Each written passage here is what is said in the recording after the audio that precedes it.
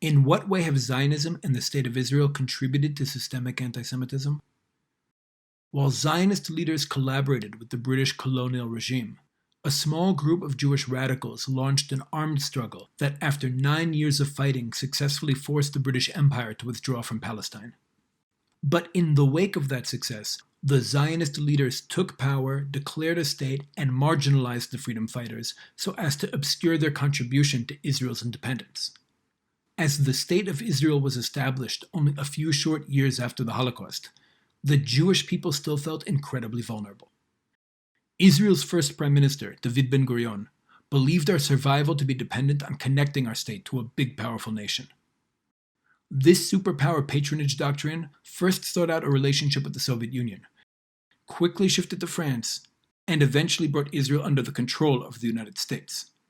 And while these relationships offered Israel a sense of security on the international stage, they also required that Israel act according to Western interests in the Semitic region.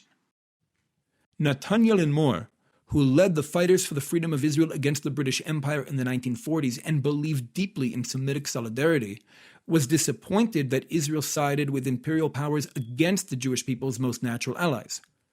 Yellin Mor believed the Jewish state should be a revolutionary actor on the international stage that protects the Semitic region from imperialist agendas and sides with the world's oppressed. When Israel teamed up with France and Britain against Egypt in 1956, Yellin Mor and his comrades argued that Israel had allied itself with the wrong side, both in terms of Jewish national interests and in terms of Israel's true identity. And when Israel's Labor Zionist government sided with France against the Algerian people, Yellin Mor's group established the Israeli Committee for a Free Algeria. Still traumatized from the exile, Israeli society wasn't ready for Yellin Mor's revolutionary ideas. But now that several decades have passed, and societal shifts have weakened Israel's westernized ruling class and strengthened the sectors of Israel's population more connected to Jewish identity, perhaps the time is right to revisit some of his ideas as a means of combating systemic anti-Semitism on the international stage and ending our conflict with the Palestinians that actually benefits foreign powers at the expense of both our peoples. Jewish liberation today requires Israel to break free from the Middle Agent oppressor role. Israel must make a conscious decision to stop siding with the oppressors of the world and start siding with the oppressed.